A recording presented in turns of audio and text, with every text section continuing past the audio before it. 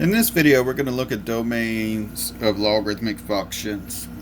Alright, so let's start out easy. Suppose we have an example and it says find the domain. Find the domain. And what if we have for part A, y is equal to log base 2 of 3 minus 4x. 3 minus 4x. Alright, when we're looking for the domain of logarithms, we need to make sure our argument is positive. We need to make sure the argument, whatever it is positive. So let's take the argument 3 minus 4x. And what does it mean to be positive? It means it has to be greater than 0. Well, let's solve for x. So we have negative 4x is greater than negative 3. And if I divide both sides by negative 4, remember if I divide both sides by negative, this inequality symbol reverses. Now if x is less than 3/4, so what does that look like on a number line? Here's 0, here's 3/4. If I'm less than 3/4, I shade all this, and I put a parenthesis there. So my domain will be from negative infinity to 3/4 with a parenthesis on each one of them. Alright, let's get more complicated now. Part B.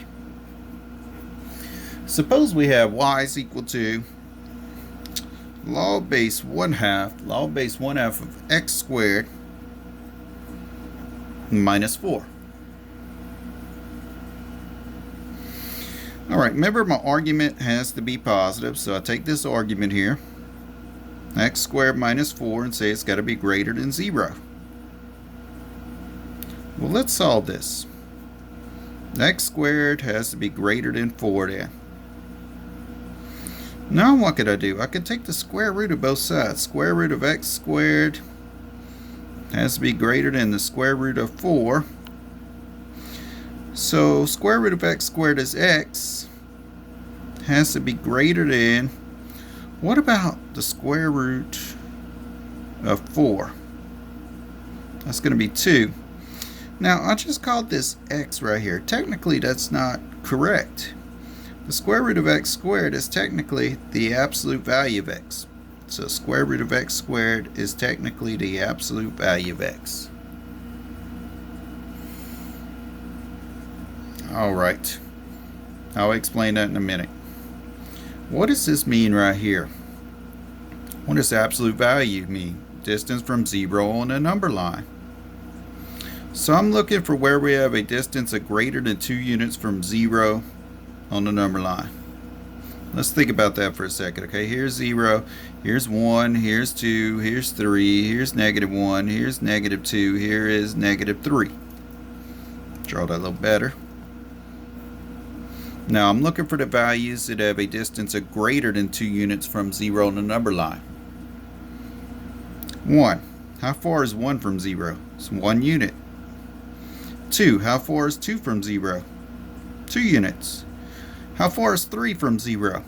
3 units. What am I looking for? The values that have a distance of greater than 2 units from 0. Here, 2 is exactly 2 units from 0. But all these numbers over here, like 3, 4, 5, 6, and so forth, those are all greater than 2 units from 0. How about over here? How far is negative 1 from 0? Distance-wise. 1 unit. Remember, distance is positive. You can't get in your car and drive a negative distance. How far is negative 2 from 0? 2 units. How far is negative 3 from 0, distance-wise? 3 units. So all these have a distance of greater than 2 units from 0. So does 2.5, or negative 2.5, negative 2.1, and all that. So what's my domain here? My domain is going to be from negative infinity to negative 2, negative infinity, negative 2, union with 2 to infinity.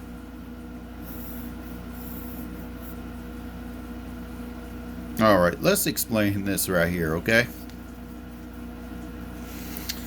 Square root of x squared. That's equal to the absolute value of x. Let's say we add this. Let's let x equal to, I don't know, -3, okay?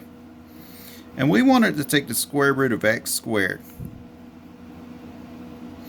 Couldn't I say then that's the square root of, if x is -3, -3 squared? Well, what's -3 squared? 9. What's the square root of 9? 3. So what I just say, the square root of x squared, the square root of x squared in this case was 3, right? Well, is that saying the square root of x squared is equal to x? No, because x was what? -3. So in this case, the square root of x squared was not the value of x. It was actually the absolute value of x. That's why we have to say the square root of x squared is the absolute value of x.